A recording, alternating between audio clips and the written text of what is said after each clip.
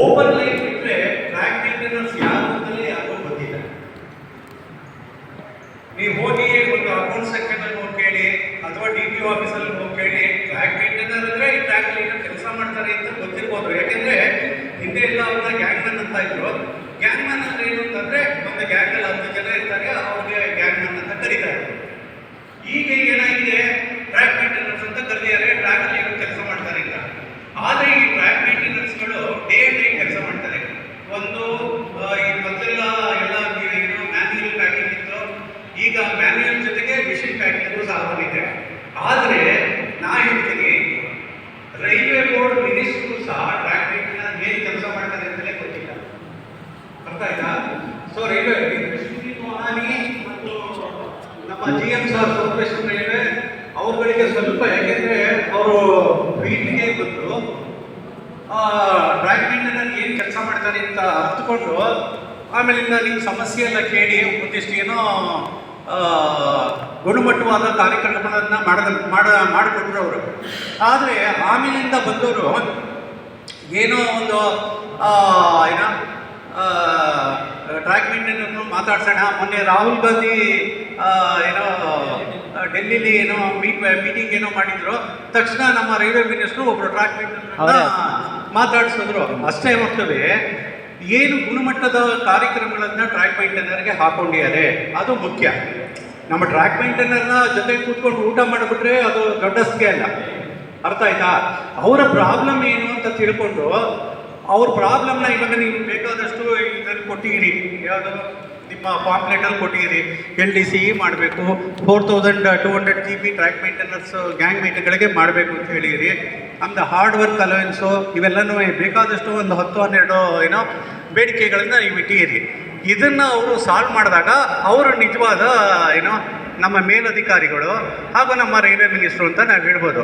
ನಮ್ಮ ಜೊತೆ ಏನೋ ನಮ್ಮ ಹೆಗಲು ತಟ್ಟಿ ನಮ್ಮ ಪ್ರಾಬ್ಲಮ್ ಏನು ಅಂತ ಕೇಳಿ ಒಂದು ದಿವಸದ ಮಟ್ಟಿಗೆ, ಒಂದು ಕ್ಷಣದ ಮಟ್ಟಿಗೆ ನಮಗೆ ಅವಕಾಶ ಕೊಟ್ಟು ಆಮೇಲಿಂದ ಡೆಲ್ಲಿಗೆ ಹೋದ ಮೇಲೆ ಅವ್ರ ಕೆಲಸ ಅವ್ರು ಮಾಡ್ತಾ ಕೂತಿದ್ರೆ ಅದು ನಮಗೇನು ಫಲ ಸಿಗಲ್ಲ. ಈಗ RKTA ಅಂತ ಒಂದು ಅಸೋಸಿಯೇಷನ್ ಮಾಡ್ಕೊಂಡಿದ್ದೀರಿ ನೀವು. ನನಗೇನೋ ತುಂಬ ಸಂತೋಷ ಆಯಿತು. ಸುಮಾರು ಜನ ಹುಬ್ಳಿಯಿಂದ ಬಂದಿದ್ದೀರಿ, ಮೈಸೂರಿಂದ ಬಂದಿದ್ದೀರಿ, ಬೆಂಗಳೂರು ಡಿವಿಷನಿಂದ ಬಂದಿದ್ದೀರಿ. ಇನ್ನೂ ಹೆಚ್ಚಿನ ಸಂಖ್ಯೆಯಲ್ಲಿ ಬರಬೇಕು ಇದಕ್ಕೆ. ಇದು ನಿಮ್ಮ ಕಾರ್ಯಕ್ರಮ ಇಲ್ಲಿ. ಅರ್ಥ ಆಯ್ತಾ? ಎಷ್ಟೋ ಜನ ಏನೋ ಇದರ ಟ್ರ್ಯಾಕ್ ಮೇಂಟೆನೆನ್ಸಲ್ಲೇ ಡಿವೈಡ್ ಆಗಿಬಿಟ್ಟಿದ್ದೀರಿ ನೀವು. ಒಂದಷ್ಟು ಜನ ಕೆಲವು ಅಸೋಸಿಯೇಷನ್ಗೆ ಸೇರ್ಕೊಂಡಿದ್ದಾರೆ, ನೀವೊಂದು RKTA, ARTU ಇವೆಲ್ಲ ಮಾಡಿದ್ದೀರಿ. ಇವಾಗ ಟ್ರ್ಯಾಕ್ ಮೇಂಟೈನರು ಆಲ್ಮೋಸ್ಟ್ ನಾನು ಇದ್ದ ಕಾಲದಲ್ಲಿ ಒಂದು 3.25 ಲಕ್ಷ ಜನ ಇದ್ದರು. ಇಲ್ಲೇನೇ ನಿಯರ್ಲಿ 30-40% ಟ್ರ್ಯಾಕ್ ಮೇಂಟೈನರ್ಸೇ ನಮ್ಮ ರೈಲ್ವೇಸಲ್ಲಿ ಇದ್ದರು. 15 ಲಕ್ಷದ ಈ ನಮ್ಮ ರೈಲ್ವೆ ನೌಕರರ ಇದರಲ್ಲಿ ಏನೋ ಕೆಲಸದಲ್ಲಿ 35-40% ಏನೋ ನಮ್ಮ ಟ್ರ್ಯಾಕ್ ಮೇಂಟೈನರ್ಸೇ ಇದ್ದರು. ಈಗ ಅದು ಒಂದು 2-2.5 ಲಕ್ಷಕ್ಕೆ ಬಂದಿದೆ. ನೀವು ಈ 2.5 ಲಕ್ಷ ಜನ ಒಂದಾಗಿ ನಿಮ್ಮ ಬೇಡಿಕೆಗಳನ್ನು ಏನು ಅಂತ ನೀವು ರೈಲ್ವೆ ಬೋರ್ಡ್ಗೆ ತಲುಪಿಸಿದಾಗ, ಅಥವಾ ಯಾವುದೋ ಒಂದು ರೆಕಗ್ನೈಸ್ ಯೂನಿಯನ್ಗಳಿದೆ, ಇದು ಇನ್ನೂ ನಿಮಗೆ ಯಾವುದೇ ಅಫಿಲಿಯೇಷನ್ ಸಿಕ್ಕಿಲ್ಲ, ಏನೋ SRES ಇರ್ಬೋದು, ಅಥವಾ OBC ಇರ್ಬೋದು, ಅಥವಾ SC/ST ಸಂಘಗಳಿರ್ಬೋದು, ಇಲ್ಲಾಂದರೆ ಬೇಕಾದಷ್ಟು ರೆಕಗ್ನೈಸ್ ಯೂನಿಯನ್ಗಳಿದೆ.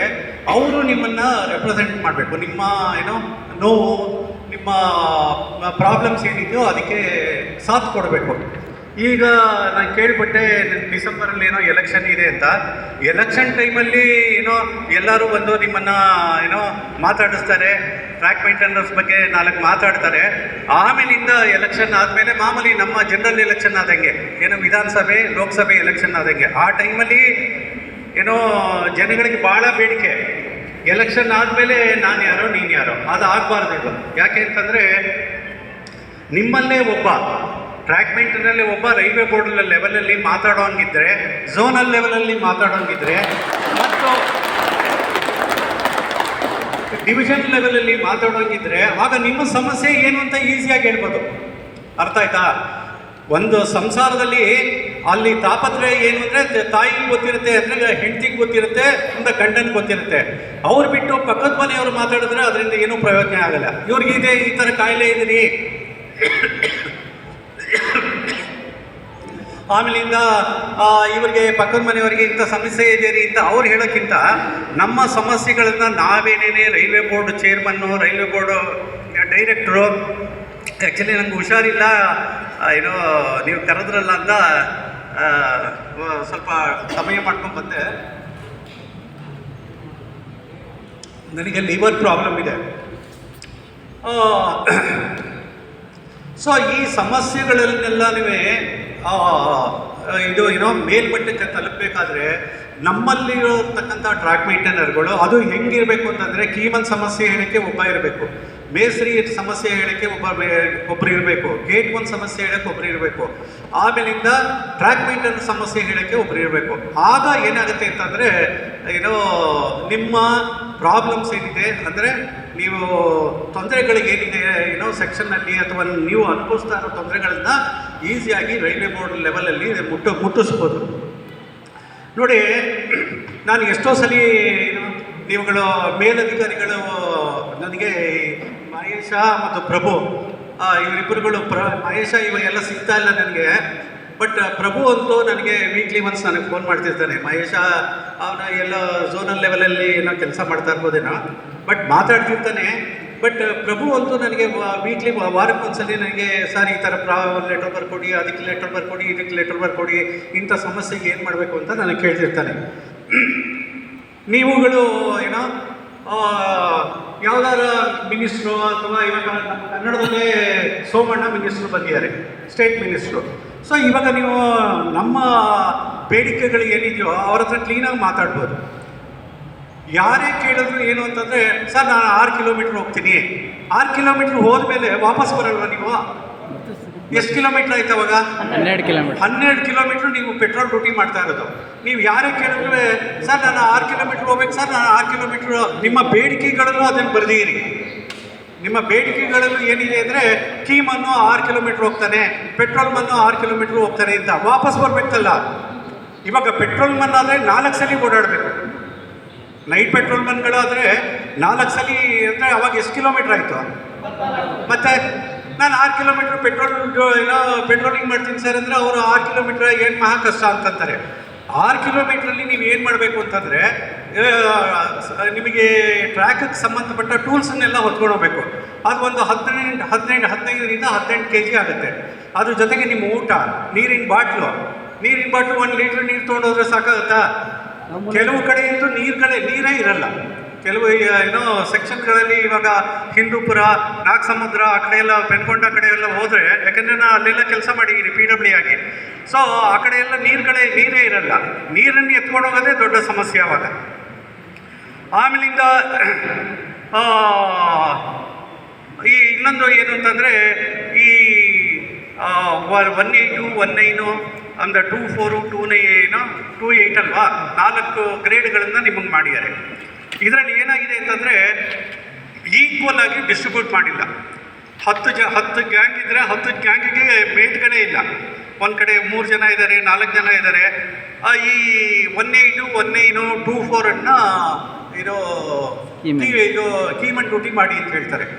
ಆದರೆ 28ಅಲ್ಲಿ ಯಾರು ಜೂನಿಯರ್ ಇರ್ತಾರೋ, ಸರಿಯಾಗಿ ಕೇಳಿಸ್ಕೊಳ್ಳಿ, 28ಅಲ್ಲಿ ಯಾರು ಜೂನಿಯರ್ ಇರ್ತಾರೋ ಅವರು ಕೀಮನ್ ಡ್ಯೂಟಿ ಮಾಡಬೇಕು. ಆಮೇಲೆ 28ಅಲ್ಲಿ ಯಾರು ಸೀನಿಯರ್ ಇರ್ತಾರೋ ಅವರು ಮೇಸ್ತ್ರಿ ಕೆಲಸ ಮಾಡಬೇಕು. ಆದರೆ ಏನು ಮಾಡಿದ್ದಾರೆ ಇವಾಗ, 24 ಕೀಮನ್ನಾಗಿ ಹೋಗೋ, ನೀವು ಹೋಗಲಿಲ್ಲ ಅಂದರೆ ನೀವು ಒಂದು ಚಾರ್ಜ್ ಶೀಟು. ಇನ್ನೇನಿಲ್ಲ, ನಮ್ಮ ರೈಲ್ವೇಲಿ ಇರೋದು ಒಂದು ಬಾಣ ಅಂದ್ರೇನು, ಚಾರ್ಜ್ ಶೀಟು. ನೀವು ಒಂದು ಚಾರ್ಜ್ ಶೀಟ್ ಕೊಡ್ತೀನಿ ಅಂತಾರೆ. ಆ ಚಾರ್ಜ್ ಶೀಟ್ ಕೊಟ್ಟ ತಕ್ಷಣ ನೀವೇನು ಮಾಡ್ತೀರಿ, ಹೆದರ್ಕೋತೀರಿ. ಆಯಿತು ಸರ್, ನಾನು ನಾಳೆಯಿಂದ ಹೋಗ್ತೀನಿ. ಅದೇ 18, 19 ಇದೇ ಪ್ರಾಬ್ಲಮ್ ಆಗಿದೆ. ಅವ್ರಿಗೂ ಸಹ ಕೀಮನ್ ಡ್ಯೂಟಿ ಹೋಗುವಂತಾರೆ.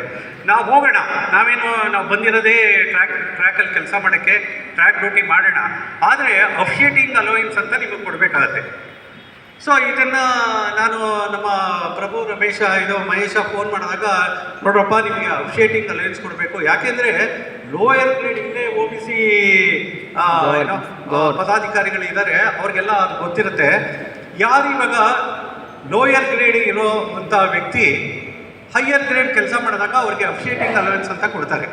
ಅದನ್ನು ಕೇಳಿದ್ದಕ್ಕೆ ಇದುವರೆಗೂ ನಿಮಗೆ ಅದನ್ನು ಕೊಟ್ಟಿಲ್ಲ. ಸೊ ಆದ್ದರಿಂದ ಇದು ಏನೋ ನಿಮಗೆ ಯಾರು ಸಾಥ್ ಕೊಡ್ತಾರೋ ನಿಮ್ಮ ಎಲೆಕ್ಷನ್ ಟೈಮಲ್ಲಿ, ಅದು SRES ಇರ್ಬೋದು, OBC ಇರ್ಬೋದು, ಯಾರೋ ನೀವು ಯಾರ ಹತ್ರನಾರು ಹೋಗಲೇಬೇಕಾಗತ್ತೆ. ನಿಮ್ಮ ಬೇಡಿಕೆಗಳು ಏನಿದೆಯೋ, ನಿಮ್ಮ ಕುಂದುಕೊರತೆಗಳು ಏನಿದೆಯೋ ಅದನ್ನು ಯಾರು ಸಾಲ್ವ್ ಮಾಡ್ತಾರೋ ಹಾಗೂ ನಿಮ್ಮಲ್ಲೇ ಒಬ್ಬರು ರೆಪ್ರೆಸೆಂಟೇಟಿವ್ ಇರಬೇಕು. ಎಲ್ಲ ಇದು ಏನೋ ಮೀಟಿಂಗ್ಗಳಲ್ಲಿ ನಿಮ್ಮ ರೆಪ್ರೆಸೆಂಟೇಟಿವ್ ಇದ್ದಾಗ ಏನಾಗುತ್ತೆ ಅಂತಂದರೆ ನೀವು ಅವ್ರಿಗೆ ಹೇಳ್ಬೋದು. ಯಾಕೆಂದರೆ ಅವರು ಬೇರೆ ಡಿಪಾರ್ಟ್ಮೆಂಟಿಂದ ಬಂದಿರ್ತಾರೆ, ನಿಮ್ಮ ಏನೋ ಕಷ್ಟ ಏನೋ ಅವ್ರಿಗೆ ಗೊತ್ತಿರಲ್ಲ, ನಿಮ್ಮ ಡ್ಯೂಟಿ ಏನು ಅಂತ ಗೊತ್ತಿಲ್ಲ. ಆದ್ದರಿಂದ ನೀವು ಏನೋ ನಿಮ್ಮ ಕುಂದುಕೊರತೆಗಳು ಏನಿದೆಯೋ ಅವ್ರಿಗೆ ಹೇಳಿದಾಗ, ನೀವು ಆ ಮೀಟಿಂಗಲ್ಲಿದ್ದಾಗ, ನೀವು ಮೇಲಧಿಕಾರಿಗಳು ಹೇಳಿದಾಗ, ಎಷ್ಟೋ ಇವಾಗ ನಾನು ಏನೋ 2000 ಇಸ್ವಿಯಿಂದ ನಿಮ್ಮನ್ನು ಏನೋ ಸ್ಕೂಲಲ್ಲಿ ಪ್ರಿನ್ಸಿಪಾಲ್ ಆಗಿದ್ದೆ, ರಿಟೈರ್ಡ್ ಆಗ 5 ವರ್ಷ ಆಯಿತು. ಆದರೆ ಎಷ್ಟೋ ಟ್ರ್ಯಾಕ್ಮನ್ ಸಮಸ್ಯೆಗಳಿಂದ ಏನೋ ಟ್ರ್ಯಾಕ್ ಮೇಂಟೆನ್ RKT ಏನೋರು ರೆಪ್ರೆಸೆಂಟ್ ಮಾಡಿ ಎಷ್ಟೋ ಸಮಸ್ಯೆಗಳಿಂದ ಬಗೆಹರಿಸ್ಕೊಂಡಿದ್ದಾರೆ. ಆದ್ದರಿಂದ ನೀವು ಯಾವುದಾದ್ರು ಒಂದು ರೆಕಗ್ನೈಸ್ ಏನೋ ಬಾಡಿ ಅಂದರೆ ಯೂನಿಯನ್ ಜೊತೆ ಸಂಘದ ಜೊತೆ ಹೋದಾಗ ನಿಮ್ಮ ಸಮಸ್ಯೆಗಳು ರೈಲ್ವೆ ಬೋರ್ಡ್ ತನಕ ಹೋಗುತ್ತೆ. ನೀವು ರೈಲ್ವೆ ಬೋರ್ಡಲ್ಲಿ ಇದನ್ನೆಲ್ಲ ಮಾತಾಡ್ಬೋದು ಅಂತ ನಾನು ಹೇಳ್ತೀನಿ. ಆಮೇಲಿಂದ ನಮ್ಮ ರಾಮ ಮಾತಾಡ್ತಾ ಇರುವಾಗ ಟ್ರ್ಯಾಕ್ ಮೇಂಟೈನರ್ಗೆ ಗೌರವ ಇಲ್ಲ, ಹಿಂದೆಯಿಂದ ಟ್ರ್ಯಾಕ್ ಮೇಂಟೈನರ್ಗೆಲ್ಲ ಏನೋ ಸಿಂಗ್ಯುಲರ್ ಆಗಿ ಮಾತಾಡ್ತಾ ಇದ್ರು, ಆಮೇಲಿಂದ ಈಗಲೂ ಅದೇ ಕಲ್ಚರ್ ಇದೆ ಅಂತ. ಇದನ್ನು ಚೇಂಜ್ ಮಾಡ್ಕೋಬೇಕಾಗುತ್ತೆ ನಿಮ್ಮ SSCಗಳಾಗಲಿ, ನಿಮ್ಮ ಮೇಲಧಿಕಾರಿಗಳಾಗಲಿ. ಯಾಕೆಂದರೆ ಈಗ ಟ್ರ್ಯಾಕ್ ಮೇಂಟೈನರ್ಗಳೆಲ್ಲ ಓದಿರೋರು ಬಂದಿರೋದ್ರಿಂದ SLCನವ್ರು ಇದ್ದಾರೆ, ITIನವ್ರು ಇದ್ದಾರೆ, ಡಿಪ್ಲೊಮೋದವ್ರು ಇದ್ದಾರೆ, ಇಂಜಿನಿಯರಿಂಗ್ ಗ್ರ್ಯಾಜುಯೇಟ್ಸ್ ಇದ್ದಾರೆ, ಡಿಗ್ರಿನವ್ರು ಇದ್ದಾರೆ, ಮಾಸ್ಟರ್ ಡಿಗ್ರಿ ಮಾಡಿರೋರು ಇದ್ದಾರೆ. ಇವರೆಲ್ಲ ಯಾತಕ್ಕೆ ಅಂದರೆ ನಿರುದ್ಯೋಗ ಸಮಸ್ಯೆಯಿಂದ ಬಂದಿರೋದು. ಸೊ ಆದ್ದರಿಂದ ಈ ಕೆಲಸಕ್ಕೆ ಬಂದೆ ಅಂತ ಹೇಳಿ ಅವರು ಎಷ್ಟೋ ಜನ ಟ್ರ್ಯಾಕ್ ಮೇಂಟೈನರ್ ನಿಮ್ಮ SSC ಜೈಗಿಂತ ಹೈಲಿ ಕ್ವಾಲಿಫೈಡ್ ಇದ್ದಾರೆ. ಅರ್ಥ ಆಯ್ತಾ? ಸೊ ಆದ್ದರಿಂದ ಅವರುಗಳು ಸಹ ನಿಮಗೆ ಏನೋ ಎಷ್ಟು ಗೌರವ ಕೊಡ್ತಾರೋ, ಸೊ ಇದೇನಿಲ್ಲ ನ್ಯೂಟನ್ಸ್ ಥರ್ಡ್ ಲಾ, ಅರ್ಥ for every reaction there is an equal and opposite reaction. So ಆದ್ದರಿಂದ ಟ್ರ್ಯಾಕ್ ಮೇಂಟೈನರ್ಗೆ ಎಲ್ಲಿಂದ ಫಂಡಮೆಂಟಲಿಂದಲೇ ಒಂದು ಗೌರವ ಕೊಟ್ಟು ನಮ್ಮ ಮನೇಲಿ ನಮಗೆ ಗೌರವ ಕೊಟ್ಟರೆ ತಾನೇ ಪಕ್ಕದ ಮನೆಯವ್ರು ನಮಗೆ ಕೊಡೋದು ಗೌರವ. ಆದ್ದರಿಂದ ಟ್ರ್ಯಾಕ್ ಮೇಂಟೈನರ್ಗೆ ನಮ್ಮ JE SSCಗಳೇ ಅವರನ್ನು ಏನೋ ಒಂದು ತುಚ್ಛವಾಗಿ ಕಂಡಾಗ ಬೇರೆ ಡಿಪಾರ್ಟ್ಮೆಂಟು ಸಹ ಅದೇ ಥರ ನಮ್ಮನ್ನು ನೋಡುತ್ತೆ. ಅಂದರೆ ಎಷ್ಟೋ ಟ್ರ್ಯಾಕ್ ಮೇಂಟೈನರು, ನಾನು ಇವಾಗ ಡಿಫೆನ್ಸ್ ಹೆಲ್ಪರ್ ಆಗಿ ಏನೋ ಎಲ್ಲರಿಗೂ ಮಾಡ್ತೀನಿ, ಎಲ್ಲ ಡಿಪಾರ್ಟ್ಮೆಂಟ್ಗೂ ಮಾಡ್ತೀನಿ. ಬಟ್ ಟ್ರ್ಯಾಕ್ ಮೇಂಟೈನರ್ ಸಮಸ್ಯೆಗಳೇ ಜಾಸ್ತಿ ಆಗಿದೆ. ಅವ್ರಿಗೆ ಚಾರ್ಜ್ ಶೀಟೇ ಬೇಕಾದಷ್ಟಿದೆ. ಏನು ಕೀ ಮನಿಗೆ ಚಾರ್ಜ್ ಶೀಟು, ಗೇಟ್ ಮನಿಗೆ ಚಾರ್ಜ್ ಶೀಟು. ಇದರಲ್ಲಿ ನಾನು ಯಾವುದೇ ಡಿಪಾರ್ಟ್ಮೆಂಟನ್ನು ನಾನು ಅಲ್ಗಳ್ತಾ ಇಲ್ಲ. ಅವ್ರ ಬಗ್ಗೆ ನಾನು ಏನೋ ಯಾವುದೇ ಏನೋ ಅಹಿತಕರ ಮಾತನಾಡ್ತಾ ಇಲ್ಲ. ಇವಾಗ ಟ್ರ್ಯಾಕ್ ಮೇಂಟೈನರು ಅಲ್ಲ, ಒಬ್ಬ ಗೇಟ್ ಮನ್ ಕೆಲಸ ಮಾಡಬೇಕಾದ್ರೆ ಅವನು ಏನಿದ್ರು ಒಬ್ಬ ಸ್ಟೇಷನ್ ಮಾಸ್ಟ್ರು PN ಎಕ್ಸ್ಚೇಂಜ್ ಮೂಲಕ ಕೆಲಸ ಮಾಡಬೇಕು. PN ಎಕ್ಸ್ಚೇಂಜ್ ಅಂದರೆ ಏನು? ಒಂದು ನಂಬರ್ ಕೊಡೋದು. ಒಂದು ನಂಬರ್ ಕೊಟ್ಟಾಗ ಗೇಟ್ ಹಾಕೋಪ್ಪ ಅಂತಾರೆ, ಗೇಟ್ ತೆಗಿ ಅಂತ ಹೇಳ್ತಾರೆ. ಆದರೆ ಮೊನ್ನೆ ರೈಲ್ವೆ ಬೋರ್ಡ್ ಏನೊಂದು ಏನೋ ಆರ್ಡರ್ ಪಾಸ್ ಮಾಡಿದೆ. ಏನು ಅಂತಂದರೆ ಎಲ್ಲ ಗೇಟು ಅಂದರೆ ABCD ಗೇಟ್ ಇದೆಯಲ್ಲ, D ಗೇಟ್ ಬಿಟ್ಟು ಅಂದರೆ ಅನ್ಮ್ಯಾನ್ಡ್ ಗೇಟ್ ಬಿಟ್ಟು class A, class B, class C ಈ 3 ಗೇಟನ್ನು always open to road traffic ಅಂದರೆ ರಸ್ತೆಗೆ ತೆಗೆದಿರೋ ಥರ ಮಾಡಿಬಿಡಿ. ಕ್ಲೋಸ್ ಮಾಡುವಾಗ ಅವರು ಹಿಂಗಿದ್ರು ನಂಬರ್ ಕೊಡ್ತಾರಲ್ಲ, ನಂಬರ್ ಕೊಟ್ಟು ಗೇಟನ್ನು ಕ್ಲೋಸ್ ಮಾಡಿ. ಆದರೆ ಏನಾಗಿದೆ ಇಲ್ಲಿಂದ ಅಂದರೆ ಸ್ಟೇಷನ್ ಮಾಸ್ಟರ್ ಅಸೋಸಿಯೇಷನ್ನು ಇದನ್ನು ಬೇಡ ಅಂತ ಹೇಳ್ತಾರೆ. ಮೋಸ್ಟ್ಲಿ ನಿಮ್ಗೆ ಗೊತ್ತಿದ್ವೋ ಇಲ್ವೋ ನನಗೆ ಗೊತ್ತಿಲ್ಲ. ಈಗ ರೀಸೆಂಟಾಗಿ ಒಂದು ಆಲ್ಮೋಸ್ಟ್ ಒಂದು ತಿಂಗಳಾಯಿತು ಈ ಆರ್ಡ್ರ್ ಬಂದು. ಅವ್ರೇನು ಹೇಳ್ತಿದ್ದಾರೆ, ಇಲ್ಲ ನಮಗೆ ತೊಂದರೆ ಆಗುತ್ತೆ, ನಾವು ಎಲ್ಲ ಗೇಟ್ ಮನ್ಗಳಿಗೂ ನಾನು ಗೇಟ್ ಹಾಕು ಅಂತ ಹೇಳಬೇಕು. ಅದು ಅವ್ರ ಕರ್ತವ್ಯ. ಅದು ಸ್ಟೇಷನ್ ಮಾಸ್ಟರ್ ಕರ್ತವ್ಯನೇ ಅದು. ಗಾಡಿ ಬಂದಾಗ ಗೇಟ್ ಹಾಕು ಅಂತ. ಇಲ್ಲ ಅದನ್ನು ನೀವು ಮಾಡಬೇಡಿ, ಏನೋ ನಮ್ಗಳಿಗೆಲ್ಲ ಅದು ತೊಂದರೆ ಆಗುತ್ತೆ ಅಂತಾರೆ. ಬಟ್ ಅವ್ರಿಗೆ ತೊಂದರೆ ಆಗೋದನ್ನು ಅವ್ರು ಹೇಳ್ತಿದ್ದಾರೆ. ಬಟ್ ಇಲ್ಲಿ ಟ್ರ್ಯಾಕ್ ಮೇಂಟೆನೆನ್ಸ್ಗೆ ಮತ್ತು ಗೇಟ್ ಮನೆಗೆ ತೊಂದರೆ ಆಗೋದನ್ನು ಯಾರೂ ಕೇಳ್ತಾ ಇಲ್ಲ. ಸೊ ಅದನ್ನು ಇವಾಗ ಪೆಂಡಿಂಗ್ ಇಟ್ಟಿದ್ದಾರೆ. ಯಾವುದನ್ನು? ಗೇಟನ್ನು ಓಪನ್ ಮಾಡೋದನ್ನು ಪೆಂಡಿಂಗ್ ಇಟ್ಟಿದೆ ಯಾವುದು ರೈಲ್ವೆ ಬೋರ್ಡ್. ಯಾತಕ್ಕೆ ಈ ಥರ ಅಂತಂದರೆ ಅವರ ಅಸೋಸಿಯೇಷನ್ನು ತುಂಬ ಸ್ಟ್ರೆಂತ್ ಆಗಿರೋದ್ರಿಂದ, ಅವರು ನಮಗಿಂತ ಮೇಲ್ಪಟ್ಟಿರೋದ್ರಿಂದ ಅವ್ರ ಮಾತು ಬೇಗ ಹೊರಟೋಗುತ್ತಲ್ಲಿ. ಆದರೆ ನಮ್ಮಲ್ಲಿ ನಮ್ಮ ತೊಂದರೆಗಳನ್ನು ಮೇಲ್ಮಟ್ಟಕ್ಕೆ ತಲುಪಿಸುವಂಥ ಒಬ್ಬರು ಮೆಸೆಂಜರ್ ಇಲ್ಲ. ಆದ್ದರಿಂದ ಏನಾಗುತ್ತೆ, ನೀವು ಇವಾಗ ಇಲ್ಲಿ ಈ ಆರ್ಡ್ರ್ ಬಂದಿರೋದು ನಿಮ್ಗೆ ಗೊತ್ತೇ ಇಲ್ಲ. ಅರ್ಥ ಆಯ್ತಾ? ಸೊ ಇವಾಗ ಆರ್ಡ್ರ್ ಬಂತು, ಅದಕ್ಕೊಂದು ಏನೋ ಅಸೋಸಿಯೇಷನ್ ಅವರು SF ಅಸೋಸಿಯೇಷನ್ ಒಂದು ಲೆಟ್ರ್ ಕೊಟ್ಟರು. ಸೊ ಅಲ್ಲಿಗೆ ಬಂದಿದ್ದ ಆರ್ಡ್ರು ಅಲ್ಲೇ ಮುಚ್ಚೆ ಹೋಯ್ತು. ಸೊ ಆದ್ದರಿಂದ ನೀವು ಒಂದು ರೆಕಗ್ನೈಸ್ ಟ್ರೇಡ್ ಯೂನಿಯನ್ ಇದ್ದಾಗ ನಿಮ್ಮಲ್ಲೇ ಒಬ್ಬರು ರೆಪ್ರೆಸೆಂಟೇಟಿವ್ ಡಿವಿಷನ್ ಲೆವೆಲ್ಲು ಮತ್ತು ಝೋನಲ್ ಲೆವೆಲ್ಲು ಮತ್ತು ರೈಲ್ವೆ ಬೋರ್ಡಲ್ ಲೆವೆಲ್ ಇದ್ದಾಗ ನಿಮ್ಮ ಪ್ರಾಬ್ಲಮ್ಸ್ ಏನು ಅಂತ ಸಾಲ್ವ್ ಮಾಡ್ಕೋಬೋದು. ಆಮೇಲಿಂದ ಈ ಕೆಲಸದಲ್ಲಿ ಸುಮಾರು ಜನ ನಾನು ನೋಡ್ತಾ ಇದ್ದೀನಿ, ಎವ್ರಿ 2 years ಒನ್ಸು ಕಾಲ್ ಮಾಡ್ತಾನೆ ಇದ್ದಾರೆ. ಕಾಲ್ ಮಾಡಿದ್ರೆ ಲೋಕಲ್ ವ್ಯಕ್ತಿಗಳು ನಮ್ಮ ಕರ್ನಾಟಕದವರು ಆಗಲಿ, ತಮಿಳುನಾಡು ಆಗಲಿ, ಅಥವಾ ಆಂಧ್ರದವರು ಆಗಲಿ, ಅಥವಾ ಕೇರಳದವರಾಗಲಿ, ನಾನಿದ್ದಾಗ ಸುಮಾರು ಜನ ಎಲ್ಲ ಮಿಕ್ಸ್ ಆಗಿ ಬರ್ತಾ ಇದ್ರು. ಈಗ ಏನಾಗಿದೆ ಅಂತಂದರೆ ಲೋಕಲ್ ಏಡ್ಸೇ ಇಲ್ಲ. ಇಲ್ಲಿ ಕಾರಣ ಏನು ಅಂತ ನನಗೂ ಗೊತ್ತಿಲ್ಲ. ಭಾಷೆಗಳ ಸಮಸ್ಯೆ ಬೇಕಾದಷ್ಟಿದೆ. ಆಮೇಲಿಂದ ಈ ಕೆಲಸ ಕಷ್ಟ ಅಂತ ಹೇಳಿ ಸುಮಾರು ಜನ ಬಿಟ್ಟೋಗಿದ್ದಾರೆ. ಯಾರು ಗಟ್ಟಿಯಾಗಿದ್ದಾರೋ ಅವರು ಟ್ರ್ಯಾಕ್ ಮೇಂಟೈನರ್ ಆಗಿದ್ದಾರೆ, ಅವರು ನಮ್ಮ ಸಮಸ್ಯೆಗಳಿಗೆ ಅವರು ಹೋರಾಟ ಮಾಡಿದ್ದಾರೆ. ಅರ್ಥ ಆಯ್ತಾ? ಆದರೆ ಈಗ ನಮ್ಮ ಧನ್ಯಕುಮಾರ್ ಅಂದರೆ ಬಂದಿಲ್ವಾ ಇರುತ್ತಾ? ದಯಾನಂದ್ ಸರ್ ದಯಾನಂದು ಮತ್ತು ಈ ಪ್ರಭು ಈ ಮಹೇಶ್ ಅವರೆಲ್ಲ ಹಾಕ್ತಾ ಇರ್ತಾರೆ ಮೆಸೇಜನ್ನು. ಏನೇನು ತೊಂದರೆಗಳಿದೆ, ಏನೇನು ಸಮಸ್ಯೆಗಳನ್ನು ಸಾಲ್ವ್ ಮಾಡಬೇಕು ಅಂತ.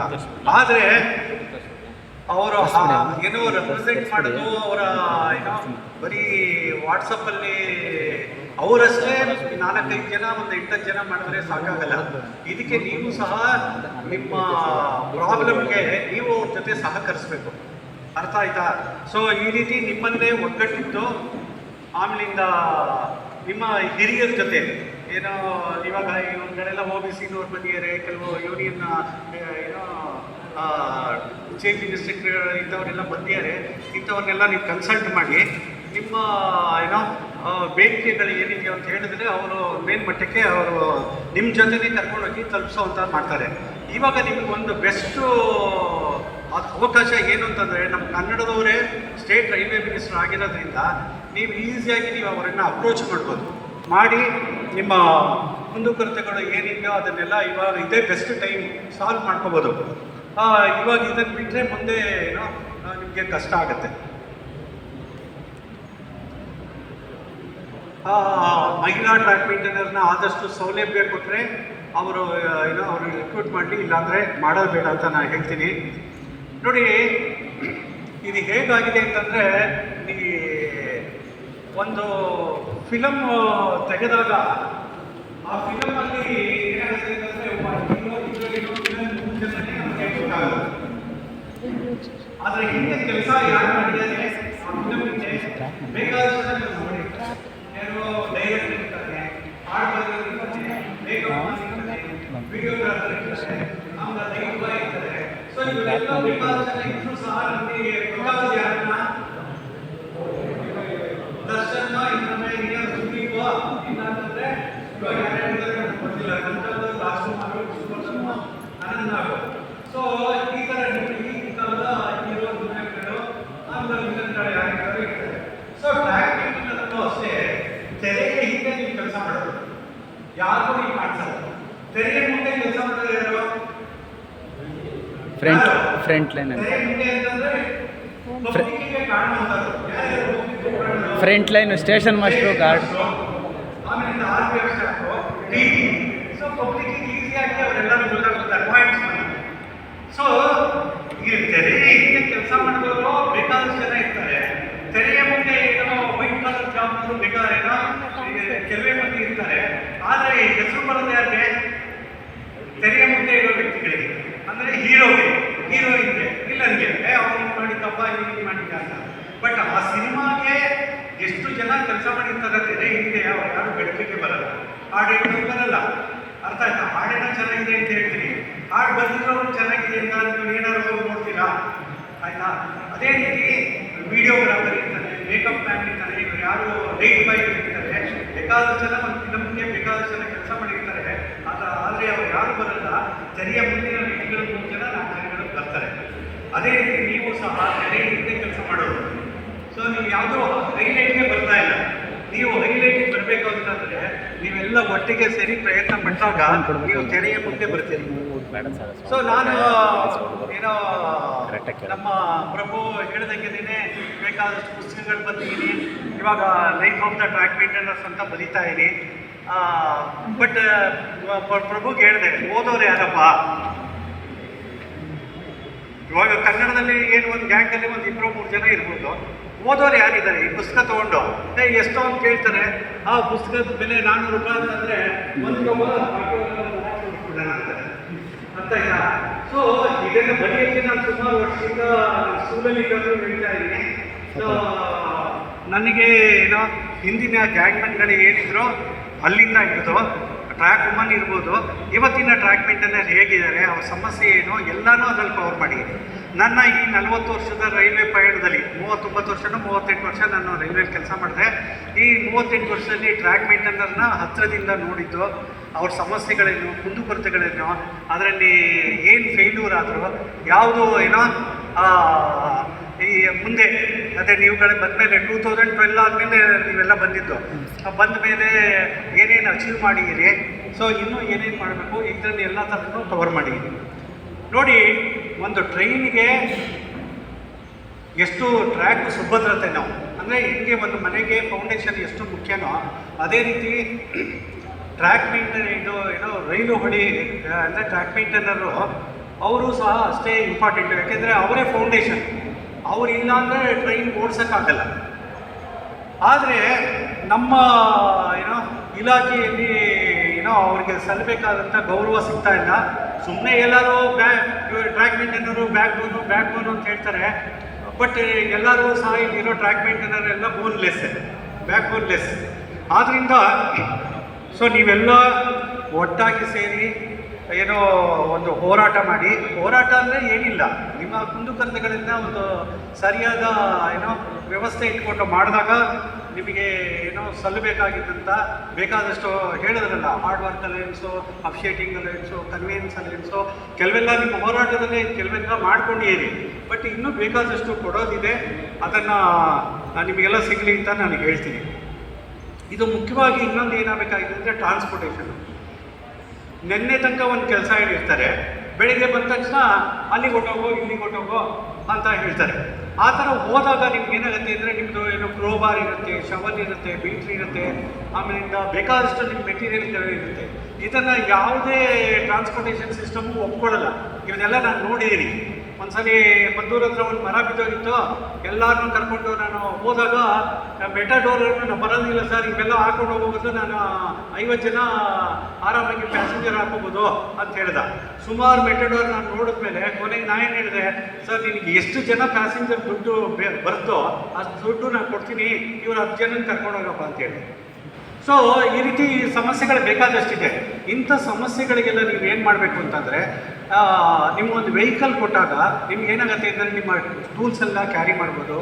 ಕೆಲಸ ಮುಗಿಸ್ಕೊಂಡು ಬಂದಮೇಲೆ ಅದೇ ಟೂಲ್ಸ್ನ 6 ಕಿಲೋಮೀಟ್ರ್ ಹೊತ್ಕೊಂಡ್ಬರ್ಬೇಕು. ನೀವು ಅವ್ರು ಹೇಳ್ಬೋದು ಎಲ್ಲರೂ ಹೀರೋ ಹೋಂಡಾ ಸ್ಕೂಟ್ರ್ ತೊಗೊಂಡಿದ್ದೀನಿ ಅಂತ, ಎಲ್ಲರೂ ತೊಗೊಂಡಿರಲ್ಲ ನೀವು. ಯಾಕೆಂದರೆ ನೀವೆಲ್ಲ ಸೈಕಲ್ ಏನೋ ಬರಿತಾ ಇದ್ದೀರಿ, ತೊಗೋತಾ ಇದ್ದೀರಿ. ಆದ್ದರಿಂದ ಸೊ ವೆಹಿಕಲ್ ಕೊಟ್ಟಾಗ ನಿಮ್ಗೆ ಏನಾಗುತ್ತೆ, ಬೆಳಗ್ಗೆ ಬಂದ ತಕ್ಷಣ ಒಂದು 2 ಗ್ಯಾಂಗಿಗೂ 3 ಗ್ಯಾಂಗಿಗೂ ಒಂದು ವೆಹಿಕಲ್ ಮಾಡಿದಾಗ ಆವಾಗ ಏನಾಗುತ್ತೆ, ಅವ್ರನ್ನೆಲ್ಲ ಬಿಟ್ಟು ಸಾಯಂಕಾಲ ಕರ್ಕೊಂಬೋದು. ಯಾಕೆಂದರೆ ಇದು ಫಾರಿನ್ ರೈಲ್ವೇಸಲ್ಲಿ ಇದೇ ವ್ಯವಸ್ಥೆ ಇರೋದು. ಫಾರಿನ್ ರೈಲ್ವೆ ವ್ಯವಸ್ಥೆಯಲ್ಲಿ ಏನಿದೆ ಅಂತಂದರೆ ನಿಮಗೆ ಫುಡ್ಡು ಸಹ ಅವರೇ ಸಪ್ಲೈ ಮಾಡ್ತಾರೆ, ನೀರು ಸಹ ಅವರೇ ಸಪ್ಲೈ ಮಾಡ್ತಾರೆ. ಆ ರೀತಿ ಸಿಸ್ಟಮ್ ಅಲ್ಲಿದೆ. ಸೊ ಇಲ್ಲಿ ನಮ್ಮ ಯೋಧರಿಗೆ ಇಂಥ ಫೆಸಿಲಿಟೀಸ್ ಎಲ್ಲ ಕೊಟ್ಟಿದ್ದಾರೆ. ಅದನ್ನು ಟ್ರ್ಯಾಕ್ ಮೇಂಟೆನೆನ್ಸ್ಗೂ ಕೊಟ್ಟರೆ ಒಳ್ಳೆಯದು ಅಂತ ನಾನು ಕೇಳ್ಕೊತೀನಿ. ಬಟ್ ಏನು ಅಂದರೆ ಇದನ್ನು ರೈಲ್ವೆ ಬೋರ್ಡ್ ಲೆವೆಲ್ಗೆ ತೊಗೊಂಡೋಗ್ಬೇಕು. ಒಟ್ಟಿಗೆ ಎಲ್ಲ ಮಾಡೋಕ್ಕಾಗದೇ ಇದ್ರೂ ಸಹ ಸ್ವಲ್ಪನೇ ರೈಲ್ವೆ ಬೋರ್ಡು ಪ್ರತಿ ವರ್ಷ ಸ್ವಲ್ಪ ಮಾಡ್ತಾಯಿದ್ರೆ ನಿಮ್ಮ ಪ್ರಾಬ್ಲಮ್ ಎಲ್ಲ ಸಾಲ್ವ್ ಆಗುತ್ತೆ. ನಾಳೆ ದಿವಸ ಬಿಟ್ಟೋದ್ರೆ ಎಲ್ಲರೂ ನಾವು ಯಾಕೆ ಈ ಕೆಲಸ ಬಿಟ್ಟೋದ್ವೋ, ನಿನ್ನ ಹೆಸರೇನು ಚಂದ್ರಕಾಂತ ತಿರ್ಗಾ ಚೇಂಜ್ ಆಫ್ ಕೇಳೋದಕ್ಕೆ ಟ್ರೈ ಮಾಡ್ತಿದ್ದಾನೆ. ಸೊ ನಾಳೆ ದಿವಸ ಅಯ್ಯೋ ಅಲ್ಲಿ ಬಿಟ್ಬಿಟ್ಟು ಬಂದ್ಬಿಟ್ನಲ್ಲಪ್ಪ, ಇವಾಗ ಇಷ್ಟೊಂದೆಲ್ಲ ಫೆಸಿಲಿಟೀಸ್ ಆಗಿದೆ, ತಿರ್ಗಾ ವಾಪಸ್ ಬರೋಕ್ಕೆ ಏನಾರು ಹೇಳಿ ಸರ್ ಅಂತ ತನಕ ನನ್ನ ಹತ್ರ ಬರ್ಬೋದು ಅವನು. ಆಮೇಲಿಂದ ನೋಡಿ, ಬೇಕಾದಷ್ಟು ರನ್ ಓವರ್ ಆಗ್ತಾಯಿದೆ. ಒಂದು ಆಕ್ಸಿಡೆಂಟ್ ಆದಾಗ ಏನೋ ಒಂದು 4 ಜನಕ್ಕೆ ಏನಾದ್ರು ಅಪಾಯ ಆಗ್ಬೋದು, ಅಥವಾ 1-2 ಡೆತ್ ಆಗ್ಬೋದು.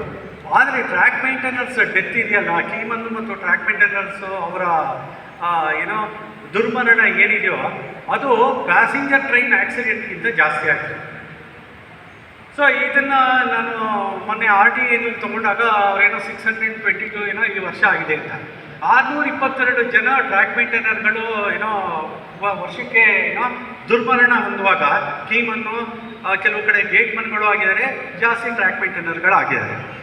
ಆದಾಗ ನಾನು ಎಷ್ಟೋ ಅದರ ರಿಪೋರ್ಟೆಲ್ಲ ಏನು ಮಾಡಿದ್ದಾರೆ ಅಂತಂದರೆ, ಇದು ಅವನ ನಿರ್ಲಕ್ಷ್ಯದಿಂದ ಆದ ದುರ್ಮರಣ.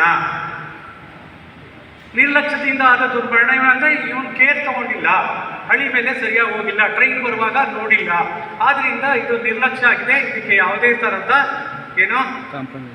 ಪರಿಹಾರ ಇಲ್ಲ ಅಂತ ಅವ್ರು ಹೇಳ್ತಾರೆ. ಸೊ ಇವಾಗ ನಿರ್ಲಕ್ಷ್ಯ ಅಂತಂದ್ರೆ ನನಗೆ ಟ್ರೈನ್ ಬರ್ತಾ ಇದೆ ಅಂತ ಗೊತ್ತಿದ್ರೆ ನಾ ಏನು ಮಾಡ್ತೀನಿ, ಅವಾಗ ಹಳ್ಳಿಯಿಂದ ದೂರ ಹೋಗ್ತೀನಿ. ನನಗೆ ಟ್ರೈನ್ ಬರೋದೇ ಗೊತ್ತಾಗಲ್ಲ, ಕಟಿಂಗಲ್ಲಿ ಗೊತ್ತಾಗಲ್ಲ, ಕರ್ವಲ್ಲಿ ಗೊತ್ತಾಗಲ್ಲ. ಅಂಥ ಟೈಮಲ್ಲಿ ನನ್ನನ್ನು ನಿರ್ಲಕ್ಷ್ಯ ಅಂತ ಹೆಂಗೆ ಹೇಳ್ತಾರೆ. ಕೆಲವು ಕಡೆ ಎಸ್ಸಿಗೆ ಗ್ರೀಸಿಂಗ್ ಮಾಡ್ತಿರ್ತೀನಿ, ಕ್ಲಿಪ್ ಹೊಡಿತಿರ್ತೀನಿ, ಆಮೇಲಿಂದ ನಿಮ್ಗೇನೋ ಡೈಲಿಯಲ್ಲಿ ಪ್ರೋಗ್ರಾಮ್ ಕರು ಗ್ರೀಸಿಂಗ್ ಮಾಡ್ತಿರ್ತೀನಿ. ನಿಮ್ಮ ಪ್ರೋಗ್ರಾಮ್ ಏನೋ ಇರುತ್ತೆ, ನೀವು ಅದ್ರ ಬಗ್ಗೆ ಕಾನ್ಸಂಟ್ರೇಟ್ ಮಾಡ್ತಾ ಇರ್ತೀರಿ. ಟ್ರೈನ್ ಇವಾಗ ವಂದೇ ಭಾರತ್ ಎಕ್ಸ್ಪ್ರೆಸ್ಸು, ಶತಾಬ್ದಿ ಎಲ್ಲ ಟ್ರೈನ್ಗಳು 100 ಕಿಲೋಮೀಟರ್ ಸ್ಪೀಡಲ್ಲಿ ಹೋಗುತ್ತೆ. ಸೊ ಅಬ್ಬಬ್ಬ ಅಂದರೆ 1 ನಿಮಿಷದಲ್ಲಿ ಅದು 100-120 ಕಿಲೋಮೀಟ್ರು ಚಲಿಸುತ್ತೆ. ಸೊ ಸಡನ್ನಾಗಿ ಗಾಡಿ ಬಂದಾಗ ನಿಮ್ಮ ಸೆಸ್ ಲೆವೆಲ್ಲು ಮತ್ತು ರೈಲ್ವೆ ಫಾರ್ಮೇಷನ್ ಲೆವೆಲ್ಲು 1 ಮೀಟರ್ ಇರುತ್ತೆ, ಅಲ್ಲಿಂದ ತಕ್ಷಣ ಹಿಡಿಯೋಕ್ಕಾಗತ್ತೆ. ಸೊ ಅಂಥ ಟೈಮಲ್ಲಿ ಟ್ರ್ಯಾಕ್ ಮೇಂಟೈನರ್ಗಳು ಅಥವಾ ಕೀಮನ್ಗಳು ಈ ಥರ ರನ್ ಓವರ್ ಆಗೋ ಪರಿಸ್ಥಿತಿ ಬರುತ್ತೆ. ಇದನ್ನು ರೈಲ್ವೆ ಇಲಾಖೆ ಡಿವಿಷನಲ್ಲಿ ಮತ್ತು ಝೋನಲ್ಲಿ ಮುಖ್ಯಸ್ಥರು ಯಾರು ಇರ್ತಾರೋ ಇದರ ಬಗ್ಗೆ ಗಮನ ಕೊಟ್ಟು ಅವರಿಗೆ ವಾಕಿ ಟಾಕಿ ಸೌಲಭ್ಯವನ್ನು ಕೊಡಬೇಕು ಅಂತ ಮಾಡಿದ್ದಾರೆ. ಅದನ್ನು ಆದಷ್ಟು ಅವರು ಕೊಟ್ಟು ಸರಿಯಾದ ಕಮ್ಯುನಿಕೇಷನ್ ಕೊಟ್ಟರೆ ಇದನ್ನು ತಡೆಗಟ್ಬೋದು. ಮತ್ತು ಸರಿಯಾದ ಗುಣಮಟ್ಟದ ತರಬೇತಿ ಕೊಟ್ಟಾಗ ಇದು ಸ್ಕೂಲಲ್ಲಿ ಒಳ್ಳೆ ಮಟ್ಟದ ತರಬೇತಿ ಕೊಡಬೇಕು. ಇಲ್ಲೇ ಇನ್ಸ್ಟ್ರಕ್ಟರ್ ಸಹ ಬಂದಿದ್ದಾರೆ. ಸೊ ಅವ್ರಿಗೆ ಗೊತ್ತು ಗುಣಮಟ್ಟ. ಇವಾಗ ನನ್ನ ಕಾಲದಲ್ಲಿ ಇವೆಲ್ಲ ಬಂದಾಗ ನಿಮಗೆ ಗುಣಮಟ್ಟದ ತರಬೇತಿ ಮತ್ತು ಮುಂದೆ ಏನು ಮಾಡಬೇಕು ಅಂತ ನಾನು ಹೇಳಿದಾಗ, ಇವತ್ತಿನ ದಿವಸ ನೀವೊಂದು RKT ಅಂತ ಬೃಹತ್ ಒಂದು ಯೂನಿಯನ್ ಮಾಡಿಕೊಂಡು ನಿಮ್ಮ ಸಮಸ್ಯೆಗಳನ್ನು ನೀವು ಸಾಲ್ವ್ ಮಾಡ್ಕೋತಾ ಇರಿ. ಸೊ ಗುಣಮಟ್ಟದ ತರಬೇತಿ ಎಲ್ಲಿರುತ್ತೋ ಅದೇ ಥರ ಹೆಂಗೆ ಗುಣಮಟ್ಟದ ವಿದ್ಯೆ ಹೆಲ್ಪ್ ಆಗುತ್ತೋ ಅದೇ ಥರ ಗುಣಮಟ್ಟದ ತರಬೇತಿನೂ ಇಂಪಾರ್ಟೆಂಟು. ಸೊ ನಿಮಗೆಲ್ಲ ಒಳ್ಳೆ ತರಬೇತಿ ಸಿಗಲಿ, ಒಳ್ಳೆ ಪುಸ್ತಕಗಳು ಸಿಗಲಿ, ಟ್ರೈನಿಂಗ್ ಮೆಟೀರಿಯಲ್ಸ್ ಎಲ್ಲ ಸಿಗಲಿ, ನಮ್ಮ ಫೀಲ್ಡ್ ಟ್ರೈನಿಂಗ್ ಕಿಟ್ ಎಲ್ಲ ಸಿಗಲಿ ಅಂತ ನಾನು ಈ ಸಂಬಂಧದಲ್ಲಿ ನಿಮಗೆ ಮೇಲಧಿಕಾರಿಗೆ ತಿಳಿಸಿ ಅಂತ ಹೇಳ್ತೀನಿ.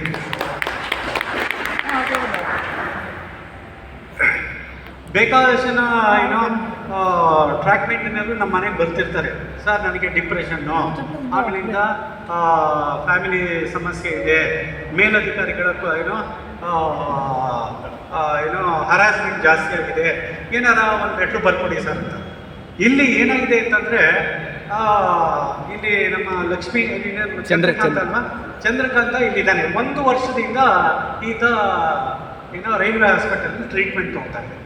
ಇಲ್ಲಿ ಏನಾಯಿತು ಅಂತಂದರೆ, ರೈಲ್ವೆ ಡಾಕ್ಟ್ರಿಗೆ ಚಂದ್ರಕಾಂತ್ ಅಂತ ಕೆಲಸ ಏನು ಅಂತ ಗೊತ್ತಿಲ್ಲ. ಅವನು ಟ್ರ್ಯಾಕ್ ಮೇಂಟೈನರ್ ಏನು ಮಾಡ್ತಾನೆ, ಕೀಮನ್ ಡ್ಯೂಟಿ ಏನು ಮಾಡ್ತಾನೆ, ಅಥವಾ ಒಬ್ಬ ಮೇಸ್ತ್ರಿ ಆದವ್ರಿಗೆ ಏನು ಕೆಲಸ ಮಾಡ್ತಾನೆ ಅಂತ ಗೊತ್ತಿಲ್ಲ. ಮೋಸ್ಟ್ಲಿ ನಾನು ಜಾಸ್ತಿ ಟೈಮ್ ತೊಗೊಂಡು ಇಲ್ಲ ಸರ್, ಇಲ್ಲ ಕರೆಕ್ಟ್. ಹಾಂ, ಯಾಕೆಂದರೆ ಇವರೆಲ್ಲ ಬರ್ತಾ ಇರೋದ್ರಿಂದ ಇವ್ರ ಪ್ರಾಬ್ಲಮ್ನ ಎಲ್ಲರಿಗೂ ತಿಳಿಲಿ ಅಂತ ಹೇಳ್ತಾನೆ. ಯಾಕೆಂದರೆ ಇವ್ರುಗಳು ಈ ಪ್ರಾಬ್ಲಮ್ನ ಹೇಗೆ ಇದನ್ನು ಕಡಿಮೆ ಮಾಡಬೇಕು ಅಂತ ಇನ್ನೂ ಟ್ರೈನಿಂಗಲ್ಲಿ ಇದ್ದಾರೆ. ಅದಕ್ಕೆ ಇವ್ರ ಪ್ರಾಬ್ಲಮ್ ಏನು ಅಂತ ನಾನೇ ಎಲ್ಲ ಹೇಳ್ತಾ ಇದ್ದೀನಿ ಅಷ್ಟೇ. ಈ ಚಂದ್ರಕಾಂತ ಸುಮಾರು 1 ವರ್ಷದಿಂದ ಓಡಾಡ್ತಾ ಇದೆ. ಅವನಿಗೆ ಆ್ಯಕ್ಚುಲಿ ಸಮಸ್ಯೆ ಇದೆ, ಚಂದ್ರಕಾಂತ್ ನನಗೆ ಸಮಸ್ಯೆ ಇದೆ. ಬಟ್ ಇಲ್ಲಿ ಏನಾಯಿತು ಅಂದರೆ, ಚಂದ್ರಕಾಂತನಿಗೂ ಡಾಕ್ಟ್ರಿಗೂ ಒಂದು ಡಿಸ್ಪ್ಯೂಟ್ ಅಂದರೆ, ನೀನು ಏನು ನನ್ನ ಹತ್ರ ಮಾತಾಡ್ತೀನಿ, ನೀನು ಡಾಕ್ಟ್ರ್ ಅದನ್ನು ಪೇಷಂಟ್ ಹತ್ರ ಮಾತಾಡಲೇಬೇಕು. ಆದರೆ ನಮ್ಮ ರೈಲ್ವೆ ಡಾಕ್ಟ್ರ್ ಹತ್ರ ಏನು ಅಂತಂದರೆ, ನಾವು ಯಾರೂ ಏನು ಹೇಳಲೇಬಾರ್ದು. ನನ್ನ ಕಾಲದಲ್ಲಿ ರೈಲ್ವೆ ಡಾಕ್ಟ್ರು ಯಾರನ್ನೂ ಮುಟ್ತಾನೇ ಇರಲಿಲ್ಲ, ದೂರದಿಂದಲೇ ಎಲ್ಲ ಹೇಳ್ಬೇಕಾಗಿತ್ತು. ಏನಮ್ಮ ಹಂಗೆ ಉಕ್ಕಾರವನ್ನು ಸೊಲ್ವಾರು. ಸರ್ ನಾನು ನೋಡಿದ್ದೀನಿ ಎಷ್ಟೋ ಜನ ರೈಲ್ವೆ ಡಾಕ್ಟ್ರು ಏನು ಸಮಸ್ಯೆ ನಿಂದು ಅದಾ ಸರಿ ಏನೋ ಒಂದು 2 ಮಾತ್ರೆ ಕೊಟ್ಬಿಟ್ಟು ಆಯಿತು ಹೋಗು ಅಂತ ಹೇಳೋದು. ಯಾವ ಇವಾಗ ಅದೇ ಟ್ರ್ಯಾಕ್ ಮೇಂಟೈನರು ಅದನ್ನು ಮಾಡೋಕ್ಕಾಗಲ್ಲ. ಸರ್ ನನ್ನನ್ನು ದೂರದಿಂದಲೇ ನನ್ನ ಸಮಸ್ಯೆ ಏನು ಅಂತ ನೀವು ಕೇಳಿದ್ರೆ ನನ್ನ ಸಮಸ್ಯೆ ನಾನು ಹಿಂಗೆ ಹೇಳೋಕ್ಕಾಗತ್ತೆ. ಹಿಂದೆ ಎಲ್ಲರೂ ಡಾಕ್ಟ್ರುಗಳೆಲ್ಲ ಹೆಂಗಿದ್ರು ಅಂದರೆ ಅವ್ರ ಕೈ ಮುಟ್ಟಿದ ತಕ್ಷಣ ಅವ್ರ ಗುಣ ಚೆನ್ನಾಗಿದೆ, ಕೈ ಗುಣ ಚೆನ್ನಾಗಿದೆ ಅಂತ ಅರ್ಥ ಕಾಯಿಲೆ ಎಲ್ಲ ಅವ್ರು ಡಾಕ್ಟ್ರು ಮುಟ್ಟಿ ಮಾತಾಡ್ಸಿದ್ರೆ ವಾಸಿ ಆಗ್ತಾಯಿತ್ತು. ಈಗ ಏನಾಗಿದೆ ಅಂತಂದರೆ ಟ್ರ್ಯಾಕ್ ಮೇಂಟೈನರ್ ಅಂತ ಹೇಳಿದ ತಕ್ಷಣವೇ ಏನು ಸಮಸ್ಯೆ ಆಯಿತು 4 ದಿವಸ ಸಿಕ್ಕೊಡ್ತೀನಿ ಹೋಗೋ ಎಲ್ಲ ಸರಿ ಹೋಗುತ್ತೆ ಅಂತಾರೆ. ಎಷ್ಟೋ ಜನ ಟ್ರ್ಯಾಕ್ ಮೇಂಟೈನರ್ಗೆ ಹಳೀಲಿ ಕಾಲು ಮುರ್ಕೊಂಡಿರ್ತಾರೆ, ಕೈ ಮುರ್ಕೊಂಡಿರ್ತಾರೆ, ಒಂದು 2 ತಿಂಗಳು ಇಟ್ಬಿಡೋದು, ಅವ್ನ ಕಾಲಲ್ಲಿ ನಡೆಯೋಕ್ಕಾಗದಾದ್ರು ಫಿಟ್ ಕೊಟ್ಬಿಡೋದು.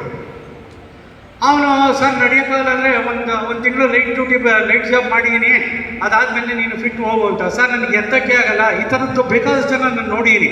ಬೇಕಾದಷ್ಟು ಜನದ ಕೆಲಸ ಏನೋ ಸಮಸ್ಯೆಗಳನ್ನು ನಾನು ಅದನ್ನು ಹೈಲೈಟ್ ಮಾಡೀನಿ. ಆದರೆ ಕೆಲವರಿಗೆ ನಮ್ಮ ಇನ್ಸ್ಟ್ರಕ್ಟ್ರು ಕೇಳ್ತಾ ಇದ್ರು, ಸರ್ ಇವ್ರಿಗೆ 12 ಗಂಟೆ ಕಾಲನ ಏನೋ ರೋಸ್ಟರ್ ವರ್ಷೋ ಟ್ರ್ಯಾಕ್ ಮೇಂಟೈನರ್ಗೆ ಅಂತ.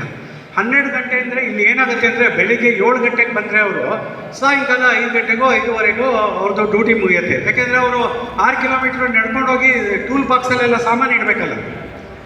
ಅವನು 7 ಗಂಟೆಗೆ ಬರಬೇಕಾದ್ರೆ ಅವ್ರ ಮನೆಯವ್ರು 4 ಗಂಟೆಗೆ ಎದ್ದಿರಬೇಕು. ಯಾಕೆಂದರೆ ಏನಾರು ಮಾಡಿಕೊಡ್ಬೇಕು. ಅವ್ರು ಮಾಡಿಕೊಡ್ಲಿಲ್ಲ ಅಂತಂದರೆ ಸಾಯಂಕಾಲದೊತ್ತು ಮಧ್ಯಾಹ್ನ ಊಟಕ್ಕೆ ಹೊರಗಡೆ ಹೋಗಬೇಕು. 2 ಗಂಟೆ 12 ಗಂಟೆಯಿಂದ 2 ಗಂಟೆ ಕಾಲ ಇವರಿಗೆ ಬೆಳಗ್ಗೆ 7ರಿಂದ 12 ಗಂಟೆ ಇವರಿಗೆ ಡ್ಯೂಟಿ, ತಿರ್ಗಾ 2 ಗಂಟೆ ಕಾಲ ಇವರಿಗೆ ರೆಸ್ಟು. ಯಾತಕ್ಕೆ ರೆಸ್ಟ್ ಮಾಡಿದ್ರು ಅಂದರೆ ಹಿಂದೆ ಎಲ್ಲ ಇವ್ರದ್ದು ಹಾರ್ಡ್ ವರ್ಕ್ ಅಂತ ಹೇಳಿ ರೆಸ್ಟ್ ಮಾಡಿದರು. ತಿರ್ಗಾ 2 ಗಂಟೆಗೆ ಬರ್ತಾರೆ, 5 ಗಂಟೆ ತನಕ ಕೆಲಸ ಮಾಡಿ 5 ಗಂಟೆಗೋ 5:15ಗೋ ಟೂಲ್ ಬಾಕ್ಸ್ ಹತ್ರ ಹೋಗ್ತಾರೆ. ಈ ಥರ ಆದಾಗ ಮನೆ ಬಿಡೋದು 2 ಅವರ್ಸ್ ಮುಂಚೆ, ಮನೆ ಹೋಗೋದು 2 ಅವರ್ಸ್ ಮುಂಚೆ. ಮನೆ ಬಿಟ್ಟಾಗ ಅವ್ರ ಮಕ್ಳುಗಳು ಎದ್ದಿರಲ್ಲ, ಬೆಳಗ್ಗೆ ಬರುವಾಗ ಅವ್ರ ಮಕ್ಳುಗಳು ಎದ್ದಿರಲ್ಲ, ಸಾಯಂಕಾಲ ಇವ್ರು ಹೋದಾಗ ಮನೇಲಿ ಮಲಗಿಬಿಟ್ಟಿರ್ತಾರೆ. ಈ ರೀತಿ ಅವನಿಗೆ ಸ್ಕೂಲ್ಗೆ ಹೋದ್ನ, ಸಂಸಾರದಲ್ಲಿ ಏನು ಪ್ರಾಬ್ಲಮ್ಮು ಏನು ಕೇಳೋಕ್ಕಾಗಲ್ಲ. ಸೊ ಇದನ್ನು ಇವರು ಇನ್ಕ್ಲೂಡಿಂಗ್ ರೆಸ್ಟ್ ಅವರ್ಸ್ ಮಾಡಿ, ಯಾಕೆಂದರೆ ಇದು ಹಾರ್ಡ್ ವರ್ಕ್ ಆದ್ದರಿಂದ ಇನ್ಕ್ಲೂಡಿಂಗ್ ರೆಸ್ಟ್ ಅವರ್ಸ್ ಮಾಡಿ ಇವರಿಗೆ 8 ಅವರ್ಸ್ ಮಾಡಿದ್ರೆ ತುಂಬ ಚೆಂದ ಅಂತ ನಾನು ಅಂದ್ಕೊಂಡಿದ್ದೀನಿ. ಇದನ್ನು ನೀವು ಮೇಲಧಿಕಾರಿಗಳಿಗೆ ತಿಳಿಸ್ಬೇಕು. ಆ ಥರ ನಿಮ್ಗೆ ಏನಾದ್ರು ಪ್ರಾಬ್ಲಮ್ ಇದ್ದು ರೈಲ್ವೆ ಬೋರ್ಡ್ ಲೆವೆಲಲ್ಲಿ ಏನಾರು ಮಾತಾಡಬೇಕು ಅಂತಂದರೆ ನಾನು ಯಾವಾಗಲೂ ಫ್ರೀ ಇರ್ತೀನಿ, ನಾನು ಕರೀರಿ, ಬಂದು ನಾನು ರೈಲ್ವೆ ಬೋರ್ಡ್ ಲೆವೆಲಲ್ಲಿ ನಾನು ಮಾತಾಡ್ತೀನಿ. ಶ್ರೀವತ್ಸ ಸರ್ಗೆ RKTA. ಆಮೇಲಿಂದ ನಿಮ್ಮ ಪ್ರಾಬ್ಲಮ್ಗಳೆಲ್ಲ ಏನು ಅನ್ನೋದನ್ನು ನಾನು ಒಂದು ಇನ್ಕ್ಲೂಡಿಂಗ್ ಎಲ್ಲ ಡಿಪಾರ್ಟ್ಮೆಂಟ್ನು ಸೇರಿ ಈ ಸಲ ಒಂದು ಸೇಫ್ಟಿ ಕ್ಯಾಲೆಂಡರ್ ಅಂತ ಮಾಡಿದ್ದೆ. ಅದನ್ನು ನೀವೇನು ತೆಗೆದು ನೋಡಿದ್ರೋ ಬಿಟ್ಟರೆ ನನಗೆ ಗೊತ್ತಿಲ್ಲ. ಅದನ್ನು ಕನ್ನಡದಲ್ಲಿ ಮಾಡಿದ್ದೆ, ಆಮೇಲಿಂದ ಹಿಂದಿಲಿ ಅದನ್ನು ಟ್ರಾನ್ಸ್ಲೇಟ್ ಮಾಡಿದೆ. ಯಾಕೆಂದರೆ ಈ ಕ್ಯಾಲೆಂಡರ್ನೇ ನನಗೆ ಒಂದು ಕ್ಯಾಲೆಂಡರ್ಗೆ 80 ರೂಪಾಯಿ ಬಿತ್ತು, 1000 ಕ್ಯಾಲೆಂಡರ್ ಮಾಡಿಸಿದ್ದೆ. ಸೊ ಅದರಿಂದ ನಾನು ಹಿಂದಿಲಿ ಮಾಡಿಸಿದ್ರೆ ತಿರ್ಗಾ ಜಾಸ್ತಿ ಆಗುತ್ತೆ ಅಂತ ನಾನು ಅದನ್ನು ಮಾಡ್ಸೋಕ್ಕೆ ಹೋಗಲಿಲ್ಲ. ಅದರಲ್ಲಿ ಎಲ್ಲ ಡಿಪಾರ್ಟ್ಮೆಂಟು ಅವರ ಪ್ರಾಬ್ಲಮ್ಸ್ ಏನಿದೆ ಅದನ್ನು ಎಲ್ಲನೂ ಕ್ಲೀನಾಗಿ, ಮೆಕ್ಯಾನಿಕಲ್ ಇರ್ಬೋದು, ಸಿಗ್ನಲ್ ಇರ್ಬೋದು, ಟ್ರ್ಯಾಕ್ ಮೇಂಟೈನರ್ ಪ್ರಾಬ್ಲಮ್ ಇರ್ಬೋದು, ಸ್ಟೇಷನ್ ಮಾಸ್ಟರ್ ಪ್ರಾಬ್ಲಮ್ ಇರ್ಬೋದು, ಪಾಯಿಂಟ್ಸ್ಮನ್ ಪ್ರಾಬ್ಲಮ್ ಇರ್ಬೋದು, ಎಲ್ಲನೂ ಅದರಲ್ಲಿ ಒಂದು ಪದ್ಯದ ರೂಪದಲ್ಲಿ, ಹಾಡಿನ ರೂಪದಲ್ಲಿ ಬರೆದಿದ್ದೀನಿ. ಅದನ್ನು ನೀವು ಈವನ್ ಪ್ರಯಾಣಿಕರ ಸಮಸ್ಯೆಗಳಿಗೂ ಬರೆದಿದ್ದೀನಿ. ಪ್ರಯಾಣಿಕರುಗಳು ನಮ್ಮ ರೈಲ್ವೆ ಟ್ರ್ಯಾಕ್ ಮೇಂಟೈನರ್ ಅಂದರೆ ರೈಲ್ವೆ ಸಿಬ್ಬಂದಿ ಜೊತೆ ಹೇಗೆ ಸಹಕರಿಸಬೇಕು ಅನ್ನೋದು ಅದರಲ್ಲಿ ವ್ಯಕ್ತಪಡಿಸಿದ್ದೀನಿ. ಸೊ ಇದರಿಂದ ನಾನು ಏನು ಮಾಡಿದೆ, ಲೈಫ್ ಆಫ್ ದ ಟ್ರ್ಯಾಕ್ ಮೇಂಟೈನರ್ಸ್ ಅನ್ನೋ ಪುಸ್ತಕನ ಇನ್ನೇನು ಒಂದು ಅರ್ಧ ಆಗಿದೆ. ಅದರಲ್ಲಿ ಯಾವ ಭಾಷೆಯಲ್ಲಿ ನಾನಿವಾಗ ಕನ್ನಡದಲ್ಲಿ ಬರೆದಿದ್ದೀನಿ, ಅದನ್ನು ಯಾವ ಭಾಷೆಯಲ್ಲಿ ಬರೆದ್ರೆ ಅದು ಎಲ್ಲ ಆಲ್ ಇಂಡಿಯಾ ಟ್ರ್ಯಾಕ್ ಮೇಂಟೈನರ್ಸ್ಗೆ ಮತ್ತು ರೈಲ್ವೆ ಬೋರ್ಡ್ಗೆ ತಲುಪತ್ತೆ. ಹಿಂದಿಲಿ ಮಾಡಿದ್ರೆ ಒಳ್ಳೆಯದು, ಬಟ್ ನನಗೆ ಹಿಂದಿ ಬರೋಲ್ಲ. ಇಂಗ್ಲೀಷಲ್ಲಿ ಟ್ರೈ ಮಾಡಿ ಅದನ್ನು ತರ್ಜಮೆ ಮಾಡಿ ಬಿಡ್ತೀನಿ. ಅದನ್ನು ನೋಡೋಣ, ಎಷ್ಟು ಬೇಗ ಆಗುತ್ತೋ ಅಷ್ಟು ಬೇಗ ಇದೇ ಥರ ಒಂದು ವೇದಿಕೆ ಮಾಡಿ ಅದನ್ನು ರಿಲೀಸ್ ಮಾಡ್ತೀನಿ. ಸೊ ಅವಾಗಲಾಗ ರೈಲ್ವೆ ಬೋರ್ಡ್ಗೆ ಅರ್ಥ ಆಗಲಿ, ನೀವೇನು ಕೆಲಸ ಮಾಡ್ತೀರಿ, ನಿಮ್ಮ ಏನೋ ತೊಂದರೆ ಏನು ಅಂತ ಗೊತ್ತಾಗಲಿ ಅಂತ ನಿಮ್ಗೆ ಹೇಳ್ತೀನಿ. ಸೊ ಬೇಕಾದಷ್ಟು ಟ್ರ್ಯಾಕ್ ಮೇಂಟೈನರ್ ಬಗ್ಗೆ ಹೇಳೋಕ್ಕೆ ಬೇಕಾದಷ್ಟು ಹೇಳ್ಬೋದು. ಬಟ್ ನೀವುಗಳು ಏನು ಈ ಒಂದು ಅಸೋಸಿಯೇಷನ್ ಮಾಡಿಕೊಂಡು ಹೋರಾಡ್ತಾ ಇರೋ ಅದಕ್ಕೆ ಎಲ್ಲ ಡಿಪಾರ್ಟ್ಮೆಂಟ್ಗಳು ಸಾಥ್ ಕೊಡಲಿ. ಟ್ರ್ಯಾಕ್ ಮೇಂಟೈನರು ಇವತ್ತು ಇಲ್ಲಿ ಕೂತಿರೋ ಟ್ರ್ಯಾಕ್ ಮೇಂಟೈನರು ನಾಳೆ ರೈಲ್ವೆ ಬೋರ್ಡಲ್ಲಿ ಕೂತ್ಕೊಂಡು ಮಾತಾಡೋಂತಾಗಲಿ. ಬಟ್ ಇನ್ನೊಂದು ನಿಮ್ಮಲ್ಲಿ ಏನು ಅಂತಂದರೆ ಇಷ್ಟೊಂದೆಲ್ಲ 2 ಲಕ್ಷ ಸ್ಟ್ರೆಂತ್ ಇದ್ದರೂ ಸಹ ನೀವು ನಿಮ್ಮ ಬೇಡಿಕೆಗಳನ್ನು ಈಡೇರಿಸೋಕ್ಕೆ ಕಾರಣ ಏನಂದರೆ ನಿಮ್ಮಲ್ಲಿ ಯೂನಿಟಿ ಇಲ್ಲ. ಎಲ್ಲ ಟ್ರ್ಯಾಕ್ ಮೇಂಟೈನರು ಛಿದ್ರ ಆಗ್ಬಿಟ್ಟಿದೆ. ಒಬ್ಬರು ART ಅಂತಾರೆ, ಒಬ್ಬರು RKT ಅಂತಾರೆ, ಇನ್ನೊಬ್ಬರು ಕೆಲವು ಕಡೆ ಇದ್ದಾರೆ, ಇನ್ನೊಬ್ಬರು ಏನೋ ಒಂದು 7-8 ಯೂನಿಯನ್ಗಳಲ್ಲಿ ಅಸೋಸಿಯೇಷನ್ ಮಾಡ್ಕೊಂಡಿದ್ದೀರಿ. ನೀವೆಲ್ಲ ಒಟ್ಟಾಗಿ ಹೋರಾಟ ಮಾಡಿದಾಗ ನಿಮಗೆ ಏನೋ ನಿಮ್ಮ ಬೇಡಿಕೆಗಳು ಏನಿದೆಯೋ ಅದೆಲ್ಲ ಈಡೇರ್ತದೆ ಅಂತ ನಾನು ಅಂದ್ಕೊಂಡಿದ್ದೀನಿ. ಯಾಕೆಂದರೆ ನಾನೇ ಟ್ರ್ಯಾಕ್ ಮೇಂಟೈನರ್ ಯೂನಿಯನ್ನ ಸ್ಟಾರ್ಟ್ ಮಾಡಿದ್ದು 2000ಅಲ್ಲಿ. All India track maintainer welfare association ಅಂತ ಮಾಡಿದ್ದೆ. ಅದು ಮಾಡಿದಾಗ ನಾನು ಒಬ್ಬ ಶಿರಾಲಿಯಿಂದ ಒಬ್ಬ ಕ್ಲರ್ಕ್ ಇದ್ದ, ನಾವಿಬ್ಬರೇ ಅದನ್ನು ಮಾಡಿದ್ರು. All India track maintainer welfare association ಅದನ್ನು ಮಾಡಿದಾಗ ನಾನೇನೇನೇ ನಿಮ್ದು ಏನೇನು ಬೇಡಿಕೆಗಳಿದೆಯೋ ಅದನ್ನು ರೈಲ್ವೆ ಬೋರ್ಡಿಗೆ ಬರೆದೆ, ಅವರು ಉತ್ತರ ಕೊಟ್ಟರು. ಬಟ್ ಏನು ಅಂತಂದರೆ ಸ್ಟ್ರೆಂತ್ ಇದ್ದರೆ, ನಿಮ್ಮಲ್ಲಿ ಯೂನಿಟಿ ಇದ್ದರೆ ಹನಿ ಹನಿ ಕುಡಿದ್ರೆ ಹಳ್ಳ ಅಂತ ಹೇಳಿ ನಿಮ್ಮ ಇವತ್ತು ಏನು ಟ್ರ್ಯಾಕ್ ಮೇಂಟೈನರ್ ಡೇ ನೀವು ಮಾಡಿದಿರೋ ಇದು ಆಲ್ ಇಂಡಿಯಾ ಲೆವೆಲಲ್ಲಿ ಮತ್ತು ರೈಲ್ವೆ ಬೋರ್ಡು ಇದನ್ನು ಅವರಾಗೇ ಮಾಡಬೇಕು. All India track maintainer welfare day ಅಂತ ಅವರೇ ಮಾಡಬೇಕು. ಆ ರೀತಿ ಆಗಲಿ. ಅದಕ್ಕೆ ನಮ್ಮ ಸೋಮಣ್ಣವರು ಮಿನಿಸ್ಟರ್ ಆಗಿದ್ದಾರೆ, ಅಶ್ವಿನಿ ಲವಾನಿ ಸರ್ ಏನೋ ರೈಲ್ವೆ ಮಿನಿಸ್ಟರ್ ಆಗಿದ್ದಾರೆ. ಅವ್ರ ಮೂಲಕ ಇದನ್ನು ಒಂದು ರೆಪ್ರೆಸೆಂಟೇಷನ್ ಕೊಡಿಸಿ ಮುಂದಿನ ವರ್ಷ ಇದೇ 22 ಸೆಪ್ಟೆಂಬರ್ 2024ಗೆ ರೈಲ್ವೆ ಬೋರ್ಡೇ ಇದನ್ನು ಮಾಡಬೇಕು ಅನ್ನೋದಾಗಲಿ ಅಂತ ನಾನು ಹೇಳ್ತಾ ನಿಮ್ಗೆಲ್ಲರಿಗೂ ಒಳ್ಳೆಯದಾಗಲಿ ನಾನು ಹೇಳಿ ನನ್ನ ಮಾತು ಮುಗಿಸ್ತೀನಿ.